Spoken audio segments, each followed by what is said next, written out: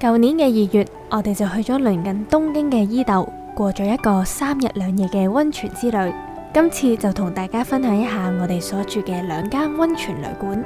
伊豆半島距離東京大概有2至3個鐘頭嘅車程，始終伊豆都係日本人嘅熱門度假勝地，再加上今次我哋撞正咗假期，所以塞車嘅情況更加嚴重。最後我哋足足揸咗5個鐘先至到。不過好在沿途嘅景色都可以幫大家解下悶。事關由東京前往伊豆嘅途中，富士山會經常出現喺你面前。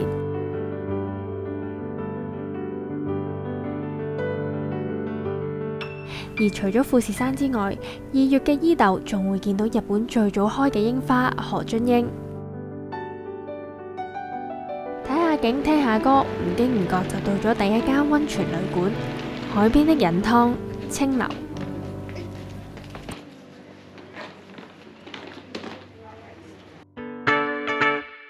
清流位於伊豆嘅西面，除咗以面向進河灣嘅靚景聞名之外，仲係動畫搖曳露營入邊其中一個取景地。旅館沿住山崖向下而建，所以進入旅館嘅大堂係位於高層，而客房呢就位於低層。旅館嘅環境比較樸實，雖然算唔上豪華，但係整體嚟講整潔嘅。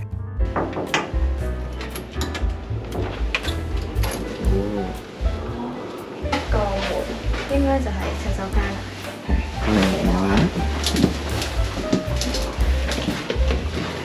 嗱，佢話俾你聽 ，this hot water is not a hot spring， 即係純粹熱水啫。我哋有實試過，花灑嘅水力同風筒嘅風力咧都差少少，對呢兩樣嘢好有要求嘅人咧就要留意啦。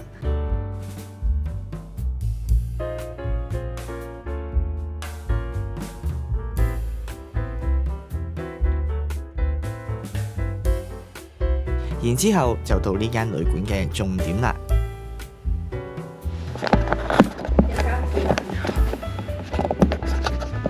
準備好未？準備好，得未？可以。哇 ！Oh my god！ 哇！唔係講笑，一入到去真係俾呢個景嚇親。對正嗰一嚿島呢係叫做象島，係3、4郎島入邊嘅其中一嚿。喺退潮嘅時候，仲可以由海岸行去呢個島上面嘅。旅館嘅全部客房呢都係向西面嘅，係欣賞日落嘅最佳位置，所以千祈唔好錯過黃昏嘅時間啦。欣賞完日落之後，我哋就嚟到溫泉旅館嘅另一個重點——一撲二食嘅晚餐啦。老實講，食物質素呢就中中挺挺啦，前菜不過不失，款式幾多，但唔算特別精緻，刺身呢亦都唔算特別新鮮，鍋物呢亦都係冇乜特別嘅。總括而言，都係平常地好食。俾個一鏡到底，你哋望一望有啲咩食啦。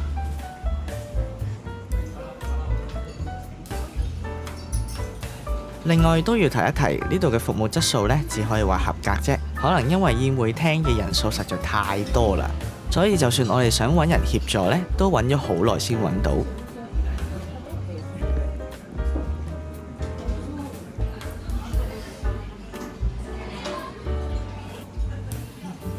飲埋杯啤酒就完結咗呢一日啦。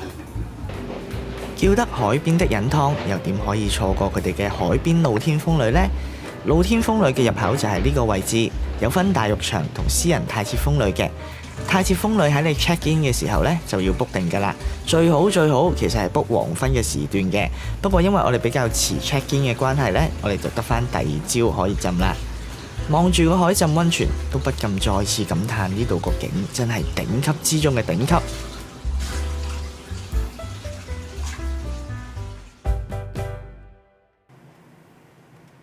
第二日呢，我哋就入住咗另一間溫泉旅館，亦都係我暫時住過最好嘅溫泉旅館。佢就係位於伊豆東邊嘅望水。望水所在嘅北川溫泉被認定為日本嘅百名穴。旅館呢係行現代新派嘅路線，無論係房間擺設定係旅館大樓嘅裝修都相當有格調。間房呢仲擺放咗一隻以伊豆北川溫泉為靈感嘅純音樂 CD， 俾大家一邊睇靚景一邊聽音樂。嗱，我哋真係有開嚟聽，係真係有啲 feel 嘅。喺大堂 check in 之後呢，就會有專人帶你上房，幫你安頓晒所有嘢，放好行李就會離開。友善得嚟，又唔會太過有壓力，服務質素真係非常之唔錯。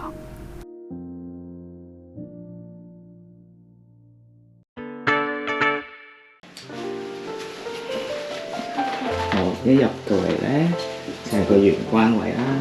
咁呢間房就比琴日嘅房細少少啦，但係裝修係靚好多嘅，我哋自己覺得。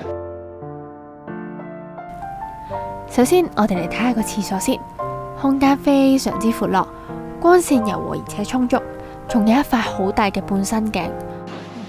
琴日我哋個廁所呢，個洗手盆呢，就係得咁多咯，然之後側邊係完全擺唔到任何嘢嘅。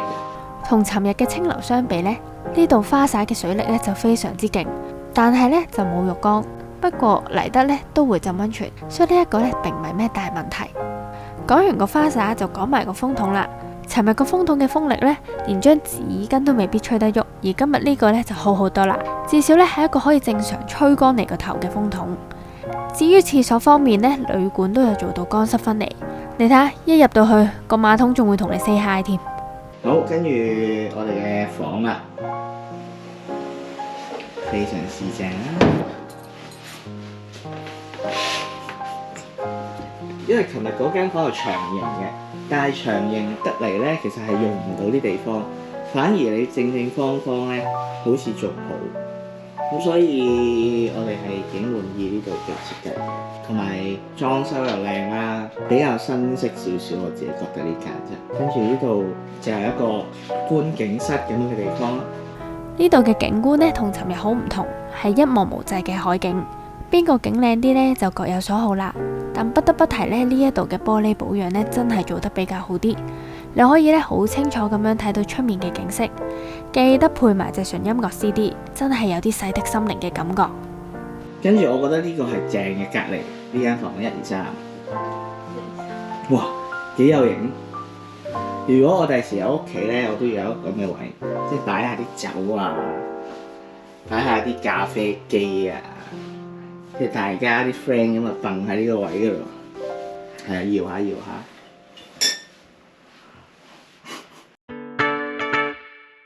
好靚啊啲嘢 ，crazy！就算我哋講晒粗口呢，都唔足以形容我哋當刻興奮嘅心情。呢一餐呢，絕對係我哋有史以嚟食過最好食嘅溫泉旅館晚餐啊！首先啦，我哋係唔需要出間房，係會有專人將你嘅晚餐送入你間房度。而且每樣食物嘅先後次序咧都有好好咁樣說明，由餐前酒到主菜到甜品，每一道都相當精緻，亦都用咗伊豆時令嘅食材，真係每食一啖都有驚喜。咩嚟㗎？哦，係人肉丸子。比乾。而喺調味上呢，唔會過於濃味。平時我唔夠膽講呢句㗎，但今次真係食得出佢哋有用心諗過點樣去呈現食材嘅味道。其實喺晚餐嘅結構上，尋日嘅清流同今日嘅望水呢都係大致相似，但正正因為佢哋結構相似，所以呢就有對比有傷害。今日呢餐呢真係一粒飯都唔想嘥，舐乾淨晒啲碟啊，唔係舐乾淨晒啲碗啊！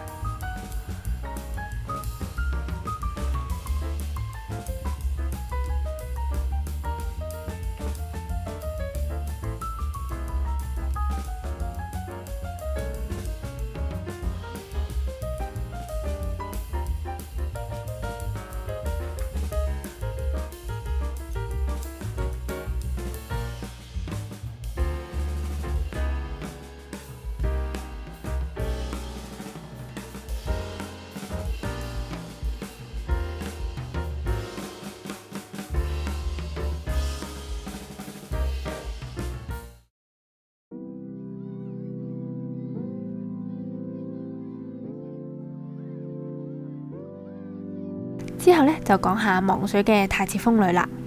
望水嘅太子風呂呢，同尋日清流嘅太子風呂呢，風格完全唔同。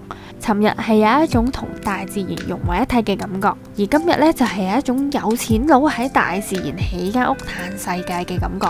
除咗有勁靚嘅海景，佢仲俾咗一支蜜茶同埋一支凍水我哋一路浸溫泉一路飲，真係相當細心。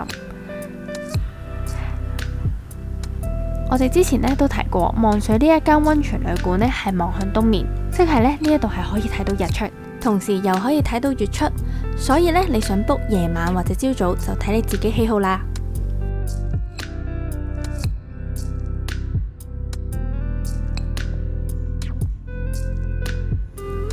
講咗咁多，大家都未必記得晒我哋講過啲咩噶啦。喺度我哋就一次過總結兩間旅館嘅優缺點啦。首先喺價錢方面，清流嘅價錢就較平，大概係2700蚊港紙，絕對係性價比之選。而望水嘅價格呢就比較貴啲，要4000蚊，但係佢絕對對得住呢個價錢嘅。